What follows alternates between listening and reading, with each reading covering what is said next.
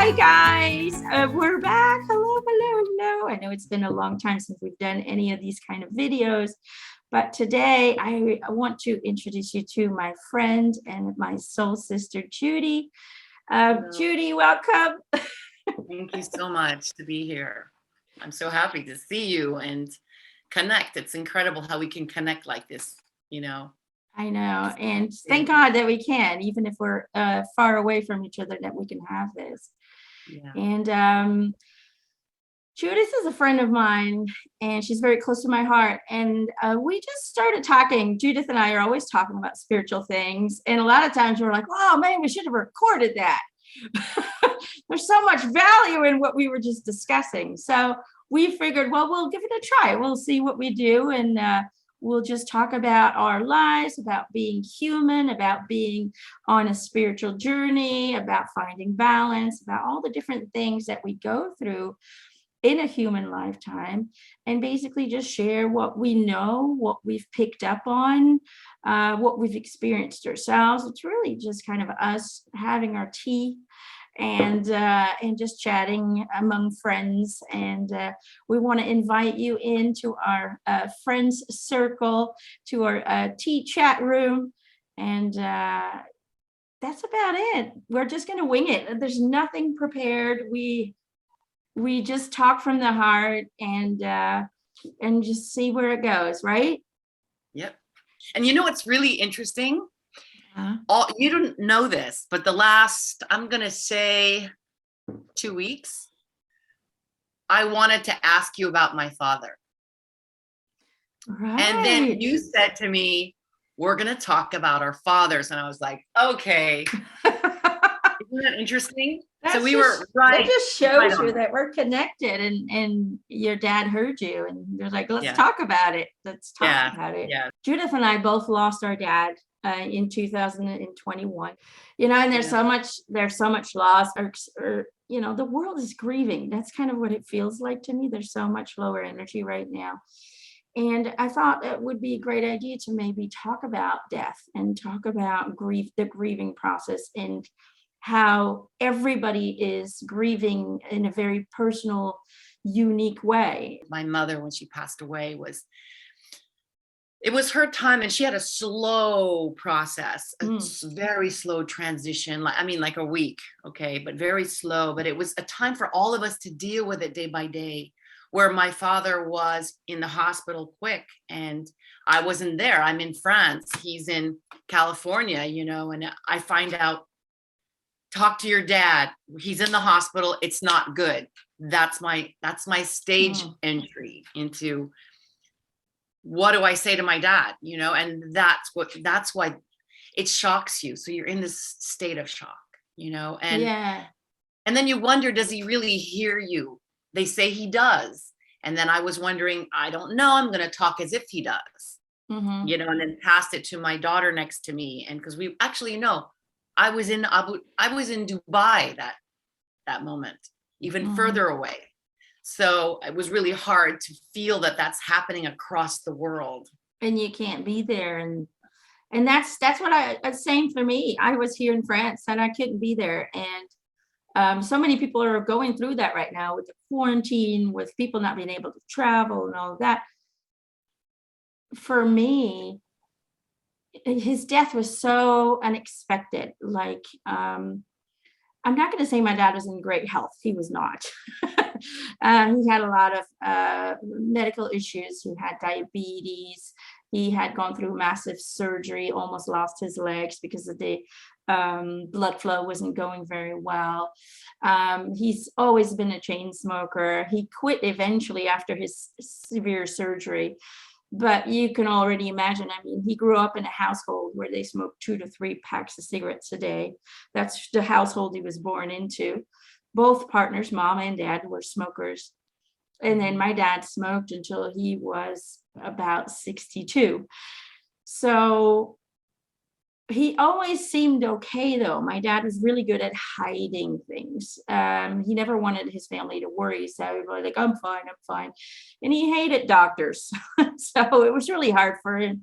We would always say, go see a doctor, you know, go make an appointment if something's not right. And he never wanted to. But He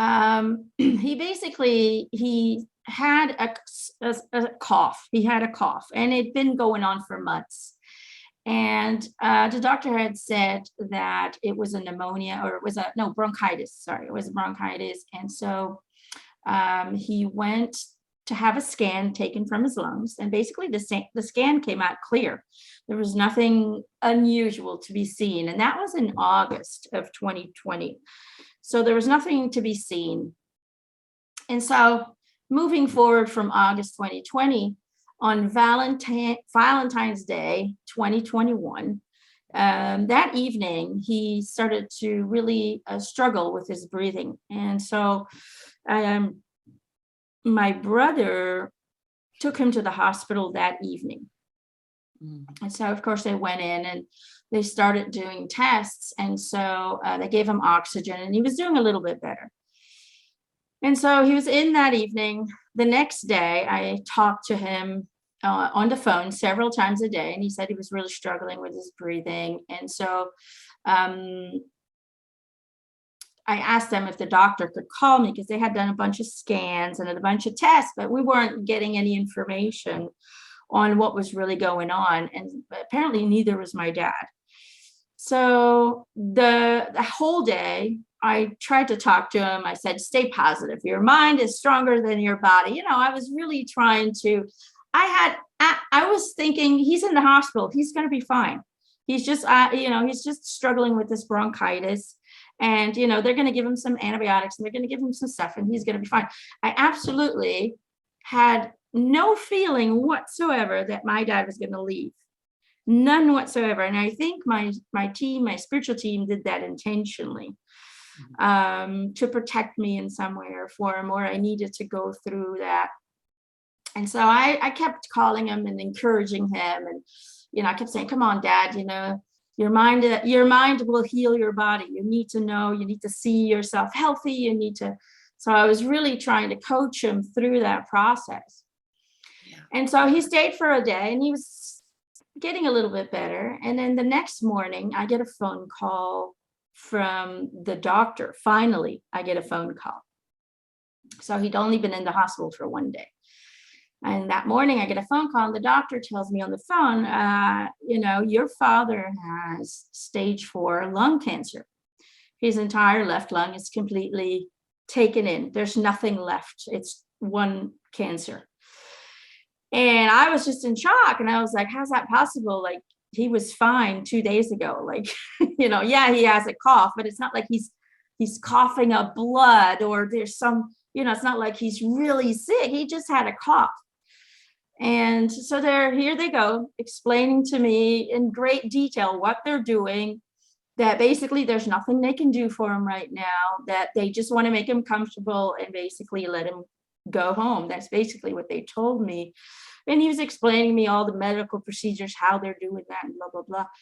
And I remember just listening to this doctor, and I just felt paralyzed. Like, what do I do with this information?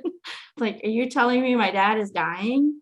And that he just kept, I don't know, nothing. I was blank. There was like no emotion, no nothing. I didn't know what to think. And finally, the doctor tells me, he says, it's not going to be much longer. And I'm like, he just got into the hospital. Are you guys saying you can't do anything? And they're basically saying, no, we can't. So it sounded to me like whatever the procedure is nowadays, if you can't be saved, they're going to send you home. It's basically, they give you an overdose of whatever it is to make you comfortable. It sounds to me a little bit like euthanasia, but against your will. But hey, let's not go into that. Otherwise, this is going to become a very negative show. But anyway, so the doctor tells me, well, you need to call your mom and your brother and tell him he's only got a few more hours to go. They need to get in here fast, and so on and so forth. And so here I am calling my mom, basically saying, your husband's going to die. You need to get into your car now, and you need to drive to the hospital so you can say your goodbyes. And, I think 2 hours later, he was gone. And I still got to talk to him.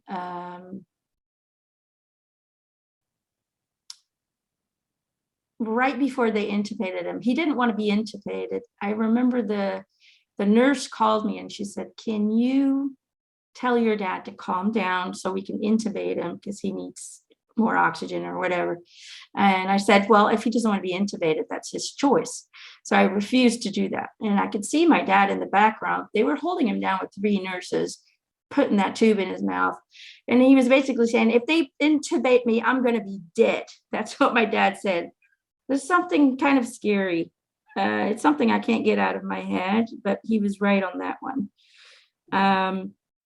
And I know this all sounds like a very big horror story, but I'm just trying to explain it the way that I experienced it. So after an hour after that phone call, she called me back, the nurse. He was already unconscious. He was just laying there looking very pale, had this oxygen tube inside of him. She said to me that he could still hear me. So I started talking to him. And I had a feeling that he was still there. I don't know if he was still in his body, but I was feeling he was standing next to his body. And so I talked to him and I said, you know, you got to hold on because mom's coming, Maxime's coming, my brother, and they want to say goodbye to you. You have to allow them to say what they need to say to you before you go home. So I kept telling him what I needed to tell him. And Gerald was sitting next to me, bawling his eyes out because he had been kind of like a second dad to him. And Gerald couldn't say anything. He was crying too hard. And I just kept talking to him. And all of a sudden, my mom was there. They were all suited up and, you know, they had to get all suited up. And my brother and they just said what they needed to say and how much they loved him and all of that. And it was really remarkable because I remember my mom and my brother at the same time, they said, it's okay, Dad, you can go home now. And I swear to God, a second later, his heart stopped. As soon as they finished the sentence, he was gone. So to me, that was proof that he waited. And he waited until they got there and they gave his approval to go home. But, you know, it's just not how you expect your dad to go home. You know, we all expect everybody to grow old and go peacefully. That's how we want to see it. And after my dad's death, I was in France, so I couldn't get there. I couldn't be there. The borders were closed. I just couldn't be there to, you know, support my mom in a physical way and to support my brother. And so I talked to him daily for hours online. And in a way, the first few weeks, it's almost like I wasn't allowed to grieve because I had to be there for them. I didn't allow myself to grieve. And then I think after a week or 2, 3, something like that, I started to get really angry because he hadn't come and seen my new place. He was supposed to come and help out, and we were going to paint together. And you know, me and my dad always did everything together. He taught me everything, all the painting and the hammering and all of that stuff. That's my dad would, you know, he taught me all of that.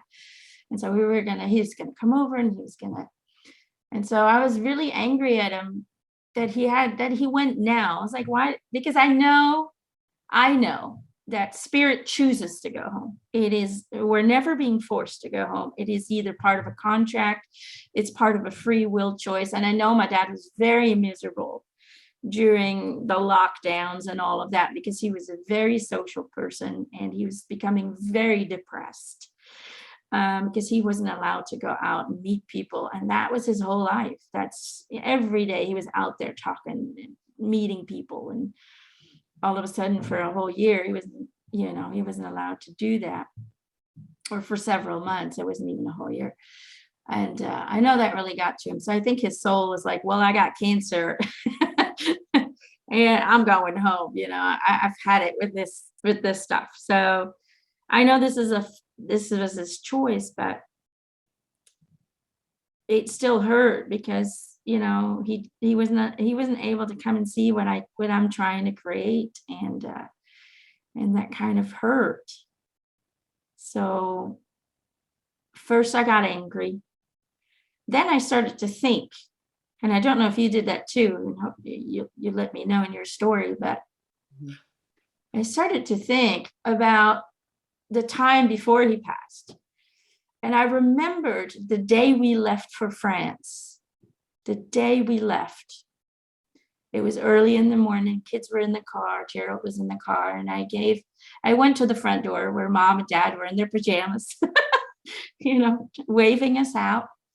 I gave my mom a kiss, and she's super excited for us that we're starting a new adventure. And I give my dad a kiss, and he starts bawling like a little baby, crying, crying, crying. I was like, Dad, it's okay. You're gonna see us again. You'll be over in France in a few months. I know you. And once you get there, you'll never want to leave again. And he just started bawling, and he said, I'm never gonna see you again. I'm never gonna see you again. And I just thought, silly Dad, what are you talking about? I didn't think about it at the time. I just thought that's a weird thing to say. Of course you're going to see us again. But that was the last time we ever got to hug each other. That was the last time. And it's almost as if his soul was already saying, look, this is going to be the last time we meet. The soul knew, maybe not the human, but for some reason that came up. Like he knew that was going to be the last time. And so that was the second phase. First was getting angry. Why aren't you here? You should be here. You should be helping me. You should be, giving me advice and enjoying this new adventure too. I wanted him to enjoy France because he loves talking to people, and he loves wine, and he loves the countrysides, and he loves animals. I mean, he would have had a blast over here, this would have been really up his alley. But then after the anger came, and then you start to go over everything that they did in the hospital. Was this intentionally? Did they do something wrong? Did they, and then you start to go over kind of a blame. You go into this blame story. Oh, they did something to my dad, that was the next phase. You start going over all the details, what you heard the nurses say, what you heard the doctors say. And then the last phase, eventually, that took me some time too, because then mom was questioning everything. My mom was questioning everything. She would call the doctor and say, did you know about this? Did you know he was sick? Was he hiding this from us? We had no idea. And even the doctor said, I had no idea. This was a very aggressive, very fast growing cancer that came out of the blue.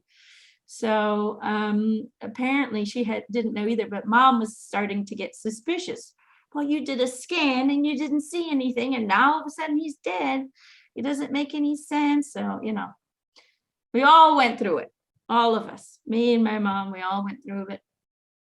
And then eventually comes acceptance. And then you start to realize, but his soul chose to go home. His soul didn't. My dad hated hospitals and he hated doctors. So I could have never seen him go through chemo and all of that stuff. So I think he wanted to go quickly and smoothly. And in a way, he did that. In a way, he was in the hospital and he was out his body. In basically a day and a half, he was done. So acceptance kicked in, and I started to see him in my dreams, and he looked very shiny. He looked very tanned, like he'd been visiting the Bahamas or something. He'd been having fun over there for sure. And he looked well trimmed, because my dad was always kind of a messy person. His hair was all over the place. He had big curls like me. So, big beard, big curls, but he was so nicely trimmed. I was thinking, wow, they have really good hairdressers in heaven. You look fantastic, So I started having some dreams, and then I started hearing him in my head. And of course I have that privilege that I might hear him a little bit clearer than other people, but I can guarantee you that every spirit talks to you. in your mind. You just need to get rid of the idea of this is me making this up. This is my imagination. Once you get rid of that, because it's not your imagination, you'll start to acknowledge it. You'll start to actually expand that communication. But you know, and even now, I miss him. I miss him, and I still want him to be here, and I know he is. It's not the same though, because I can't sit outside. I imagined ourselves, my dad and I, sitting in front of a bonfire, my dad a glass of wine, me watching the stars together. Because as a kid, we used to always sit in our garden, look at the stars, and he would tell me, "You see any aliens? Oh, there's a satellite." You know, he would point at all the things that were moving and, you know, make stories about it. That's what we used to do. So I could see ourselves doing that here as well. So it's not the same because he's not here in the physical form, although I know he's with me and he's experiencing this as well. But it'll never be the same. Yeah. It'll never be the same again. How about you? You were also overseas? Mine was, yeah, it's well, the interesting thing is your father died the same day as my mother did, but 4 years before. Oh, wow. Look at That's that. that connection, February 16th. So I have that Valentine's thing as well, you know, that. Oh, wow. So, that's yeah, remarkable. Okay. I know. With my dad, you know, I was fortunate to take care of him about 9 months before he died. So I was with him about 4.5 months to 5 months, at his home, staying there, waking up, making them breakfast sometimes. He had issues with his back, not comfortable, you know, and then he would go in and out of hospital all the time. So it was very kind of normal with them, you know, Yeah. and we was at the 95. So that's elderly. It's a good age. He was 100% there mentally, was funny. He just was, when he was on a roll, making everybody laugh, we were on the floor. So he was 100% there. But we would talk and say, well, what do you think? Maybe you should have it looked at by a doctor, and it needs to have an x-ray or something, whatever. He would say, okay, so we'd call the ambulance. The ambulance guys would come. He got to know them. The fire department would come and take him, or if he fell once, they had to come and lift him. And it's hard for a man to slowly degenerate from getting up into a wheelchair, and then all of a sudden you can't do that anymore. And then you're just bedbound. And I saw his whole morale disintegrate. And so you become this daughter. I was an instant nurse without any training. And then you're like a psychologist, because you have to keep them up and keep them thinking positive. I always had this thing going with him, because it made me look in the eyes and the mind of an elderly person. Things that we don't think about on our daily lives, you know, because we're not elderly, but they are. And I started to see how what is the word? Well, it's a slim margin of people talking about elderly people. It's a world on its own. A lot of people have nothing to do with that. It's a very interesting world, because they're like walking museums. They have so many stories to tell. They have so much to let you know, or experiences they had. You know, they did almost everything we've done in different ways, and could tell us situations, helping us think things out, you know, in a logical way, but by their experience. So they have so much to offer, and yet they're kind of put aside, you know. And that made me really see so many things need to be changed in the world for elderly. And that made me get stronger and stronger on wanting to care for him more. So I actually was there 4.5 to 5 months. I just stopped my life and just was there. And so it was, the first needs were his needs, not mine. And that's when I learned that I was depleting all I had to give to him. I was giving my all to him, my hours, you know, make them perfect. I did things like, I even bought the little white paper to put on the the little, when you have lamb chops. Mhm. Paper. Just to make it festive. Yeah, so I made it like they're in a 5-star hotel Oh, because I've okay. enjoyed it. Personally, I never cook. So this was an experience for me to pretend I'm a chef, butler. And I was doing this and I was enjoying it and I was learning to cook at the same time, and they'd really like it or they wouldn't like it, and I'd watch their reaction. But I learned a lot about myself caring for people and for others in this experience. So it is an exchange of, learning. So I got to know his personality, what a tender man he is, truly, as a father. They're fathers, so they're your sort of icon of a man when you first are tiny. And you don't, at least I didn't get to know my father truly, the inside of him as he speaks, what he thinks. I didn't ever get enough time. I was always in Europe. So I got the time to do that and have those exchanges, which I'm grateful for. And I can recommend to anyone, if you have that choice to make that choice. Stop everything if you can. Give them your time if you can, because you just don't know, And he also had diabetes, and he had a circulation issue as well. He had a strong heart because he had quadruple bypass like 25 years before that. But he was fine as far as I was concerned. I put him on celery juice, like the medical medium suggests, and lemon juice in the morning. So his urine was super clear, and everyone was saying that he looks great. And I was happy because I felt like I'm this caretaker doing the right thing, And then I went back to Europe, and that was like, early February. That was from like August to early February. So then I didn't see him from that moment. And my other sisters started to take care of him. And then I had to go back to my own life on what I needed to do. But inside, this is one thing I wanted to call him, but something in my mind said, just let him be. Okay. And I don't know what that was, but I kept saying, because of the hours difference, I was like 12 hours away because my daughter was expecting a baby. So I was like, on the other side of the world in Dubai. And I kept saying, no, but maybe he's asleep or he's too tired. And then I thought, I should call now. And then, no, it's almost like I chose not to call him, which is really strange. But it was, part of me says, maybe his soul was saying, just let him be, because was I leading him to hang on to something? I don't know, because I know he always was excited when I would say I'm coming home. And maybe he was just clinging on to his soul to stay or something. I don't know. What I'm getting for you is that it is really your soul who said, don't call him, because he would have begged you to come back.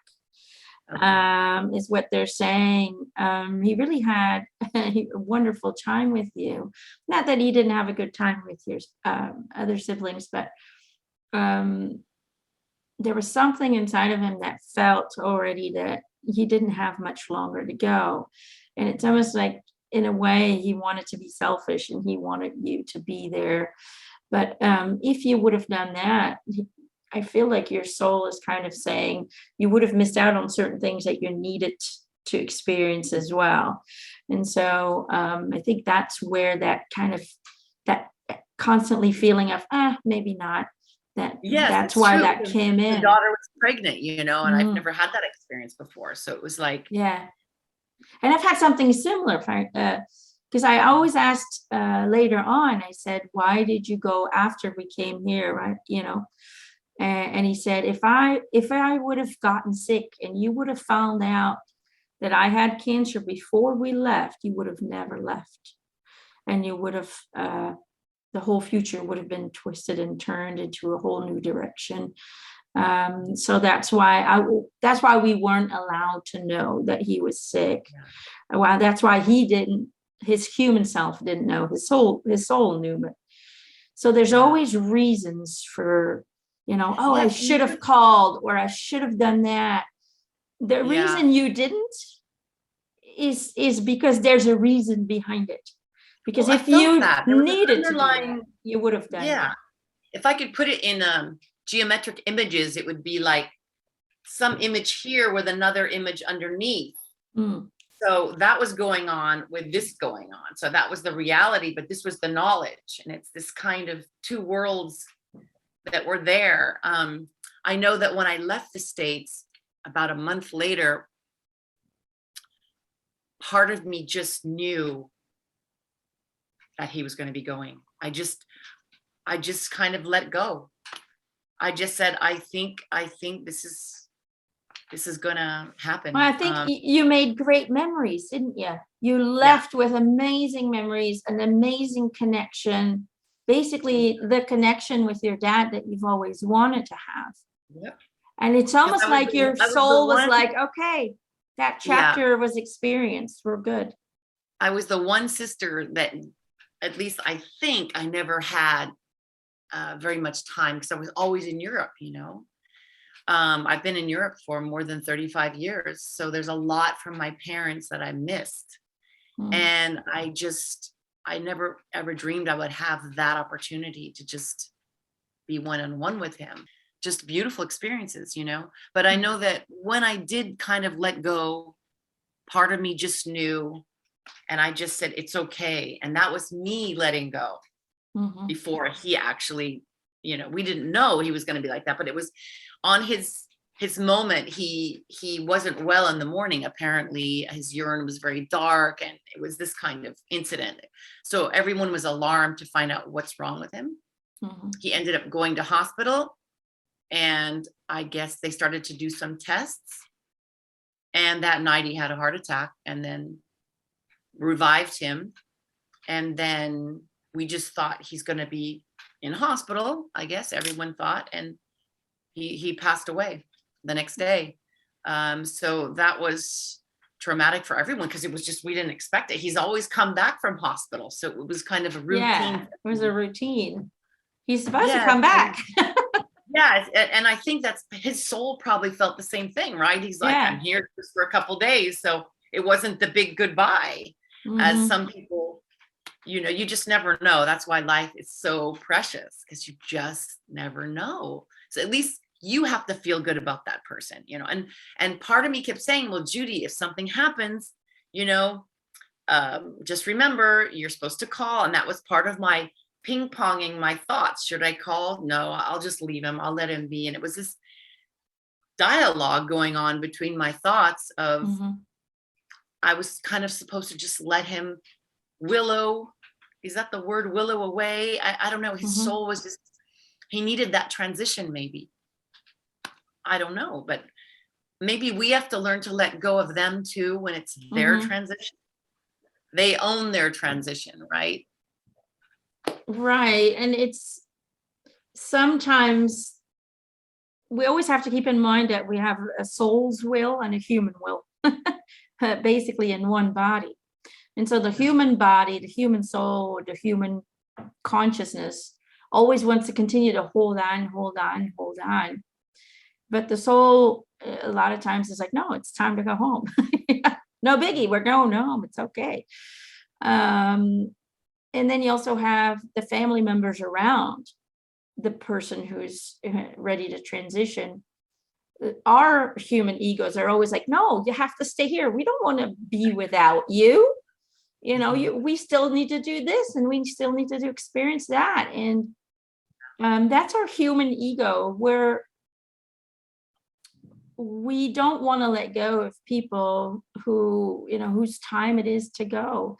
And it's not for those people, it's for us.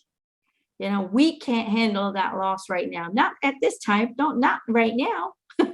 Not after we've had such a good time, or not after, you know, you come and see me, you know. And you see that a lot in, you know, I talk to a lot of people who go through grief. It's what I do. And I see that with people, their loved ones. There are loved ones who suffer from the moment they're born to the moment they die. There are people who really get really severe cancers, and then they're suffering for years and years and years, trying to hold on, but really not living anymore. It's just survival. It's come down to pure survival and suffering on a daily basis. Yet we still don't want to let go of them. We want them to continue to suffer so we wouldn't suffer. And if you look at it from that perspective, it's kind of a selfish thing to do, because knowing what I know, death is the easiest transitioning in the world. Being born is the difficult one, they say. That one is traumatic for your soul. But when it comes to dying, basically, you just continue. There's no transitioning, really. You literally, from 1 second to the next, you're in your body, out your body, looking at everybody going, whoa, well, that just happened. Now what do we do? There's absolutely no feeling of being different, except for you feel amazing. There's no more fear. There's no more pain. You're instantly in a state of relief and bliss and feeling good and really love. You're in an instant vibration of love. Now, not all souls, but that's a discussion for another video, I think. But because there are souls who are tormented and hold on to that torment when they pass over. But most people, the majority of souls, really, the transitioning is very smooth and very, very easy. Is basically just like you open a door and you walk through it. That's it. I mean, there's nothing there. You don't feel like, oh, and now I'm dead. You don't have that. It's basically your consciousness continues to project your body image, because that's what you're holding on to. Only now you're seeing your body laying there as well. Or some people are floating above the body, or some people are instantly seeing family members that have been passed on, and they're coming to get you. And they're like, hey, you ready to go? Let's go home. Or there's angels that are coming to meet them. Whatever it is that person's consciousness believes is going to happen, you have to understand you create your transitioning, what it looks like. It's your belief system that creates that. And so if you really want your family to be there, they're already going to be there before you even cut the cord to your physical body. They're already going to be there. And that's why you see a lot of people who are in the process of dying. They are looking in nowhere and they're saying, oh, grandma's there or mom's there, or they're talking about people who have deceased that they're seeing. And doctors will say they're just delusional, they're just hallucinating. They're not. They're actually seeing the people who are coming to claim them, who are coming to get them so they can go home. And so when it comes to the death process, we just have to understand that it is as easy as breathing out. There's no pain. There's no really feeling of transitioning. It is just an instant state of bliss that you're in. And what you're then feeling from your soul's perspective is a lot of times you'll see and feel the people who are hurting for you, who are grieving for you. And a lot of times souls will stay behind just for a few weeks, just to be with everyone, just to help them with the grief, help them with their sorrows and their pain before they actually, cross over. But then there's other people, like I said, every soul is different. People who cross over first and then they come back and they're like, okay, now let's take care of everyone. Everybody's a little bit different. Yeah, and I think you had mentioned to me that my dad was a little bit, what is the word you were using, that he was still keeping his human thoughts, that he had things to do, or he needed angel therapy or something going over because he still had things he didn't finish in his mind or something. Right. So, okay. So once the when I'm talking about transitioning, I'm talking about you completely being disconnected from the body. That moment is usually very peaceful, very positive. But a lot of spirits, almost all of them, really have to kind of go through a detox of being human, We have human ideas. We have the idea that we are this body. That's why we, as a soul, when you just transition, you still continue to see yourself in the same way, because from a human perspective, we believe that this is who we are, with all of our ideas and all of our thoughts and all of our personality traits. This is who we are. In reality, we're not. This is just a character that we're playing that's very complex, but it's just a character. And so what happens is, once they actually cross and they go home, you will be greeted with love, with your spiritual team, family members, whoever is there to support you at that time. And you have to go through a kind of a life's review is what they're calling it. It's kind of like your life seen as a movie, but from every angle possible. So from a 360-degree angle, that means that you also get to feel and experience yourself through every person you've ever encountered in your lifetime, how they experienced you, what your presence here on earth, what that did to them. So that can be confronting for some people. It can be very peaceful for some people to see, oh, I did good. I did what I wanted to do. But basically, after the life's review, you get some kind of therapy. That's kind of how they explain it to me. It's like angel therapy, where they kind of help you to let go of the human ideas, the human construct on how things should be processed, but also how things should look, how it should be. And so they really help you to, in a way, get reintroduced to your truest self, who you are on a natural state. And they show you that even if you think that was something bad, they actually show you that how positive it actually was for you to have that experience, if that makes sense. So yeah, it's a whole process afterwards. Yeah, I wonder, I just had this image, I don't know why, but I thought of a bus station with all these people waiting to get on and some coming off with the higher self. Are there like all these split souls from the higher self of the same unit that you come from? Like, hi, I'm just coming back from this experience, and hi, I'm just going back. You should be. I have to think of a movie when you said that. I have to think of a movie. Yeah. There is a movie, I don't remember what it was called. It's from the 80s or the 90s. I don't remember. Where this guy dies and he goes into this bus with all these other people. They drive him to heaven. It's kind of funny. Yeah, I mean, so the thing is, we have a higher self, which is really a collective energy source, a conscious collective energy source that is your main source of being. And then you have all the incarnations that main source has been creating, and that is creating and will be creating. It's really an ongoing thing. And all of those consciousness. So you have a main consciousness, which kind of think of an octopus. You got the head, and then you have the tentacles, and on the tentacles, there's new heads everywhere. That's kind of what it looks like. Or look like a tree. That might be actually more beautiful. So you have a tree with apples. Now the main tree, the trunk, that's your higher self. And all the apples are all the different lives that you're having. And so the apples are in the tree. That means that our higher self, our collective conscious soul energy, it's massive, infinite. Okay. And we're actually inside of that energy field. We're actually living inside of that energy field in different frequencies. Right? Some people call them dimensions, but it's just frequencies.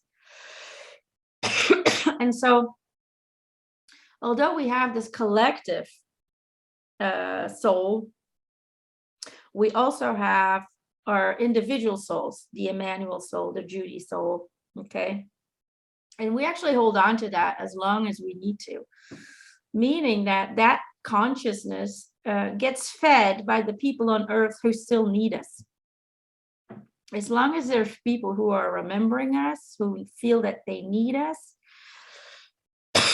who are keeping us alive in their thoughts, then that consciousness will always be around in order to help them, guide them, be there for them, and so on and so forth. Not because you're obligated, but because you just have so much love for all the people, all the other souls that you've shared your lives with. So what I've been told, and I know this might sound scary, but it's really not, because people talk about recycling, and that's not correct. But basically, let's say after 100 years, nobody remembers you, or nobody needs you anymore on Earth, then eventually that consciousness actually merges back with its source, and you become a much more wholer version of yourself. You actually become part of that higher self again, and then new entities or new lives are being created. So it's not really recycling. It's a free will. You can't recycle because you're part of you. That collective, that tree trunk is you. That's you 100%. And the apples are just things that you created, characters that you created, but the character's not you.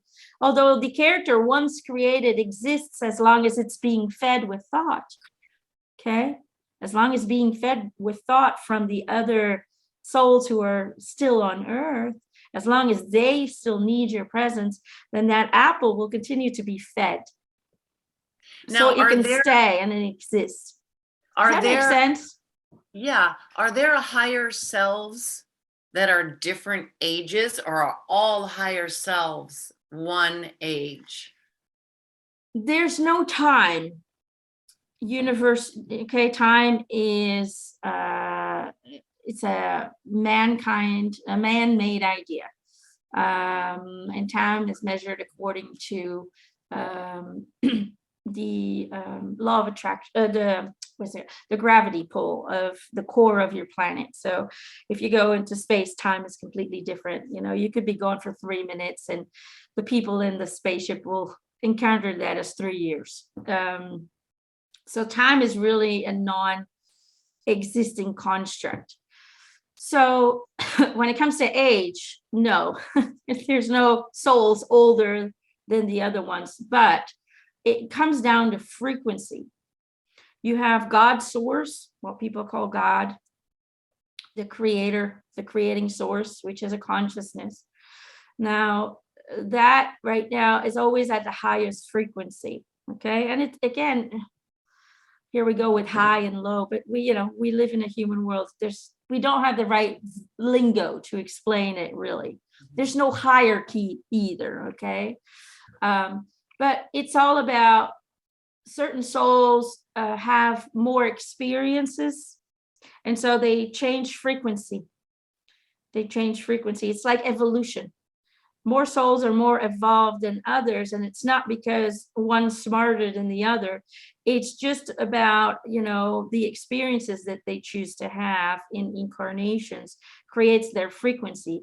The more they experience, the higher their frequency, the closer to get back to God's source. And eventually, when everything that consciousness has been experienced, okay, which is massive, okay, eventually that source will be absorbed back with God's source, and then that energy new sources get created. So it is a cycle. It's not, people think they're going to disappear, but you don't disappear. You just become more of yourself and more of yourself and more of yourself. You just become bigger and more expansive. That's all it is. It's beautiful. But there's not a hierarchy, because people are like angels, archangels, regular angels, these, that. There's no hierarchy. Nobody's better than the other one. It's no competition. That's a human construct. It is just frequency.